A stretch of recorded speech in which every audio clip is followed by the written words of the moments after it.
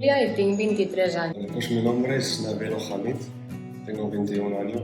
La tutora em va recomanar venir aquí perquè les pràctiques serien molt enriquidores. Y llevo aquí 1 año y 4 meses. L'objectiu del projecte ha sigut que hi hagués una vetlladora o una educadora present dia a dia, en aquest cas en la formació de cuina. Si venen aquí no saben res de castellà i venen a aprendre cuina. Llavors els he fet una mica el suport de començar a aprendre lo bàsic de cuina i que si estan perduts perquè la resta sí que saben l'idioma, doncs poder ser una mica la guia i que no la formadora estigui pendent d'aquesta persona i deixa la resta del grup.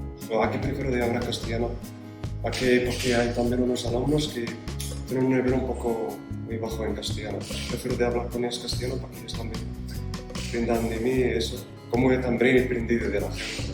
Però sí que és veritat que les educadores també tenen altra feina d'inserció i és difícil que estiguin aquí dia a dia i no té les habilitats que pot tenir una educadora per fer tot el procés d'inclusió i d'integració d'una persona en el grup o de quan va perdut i saber ben bé com seguir els passos.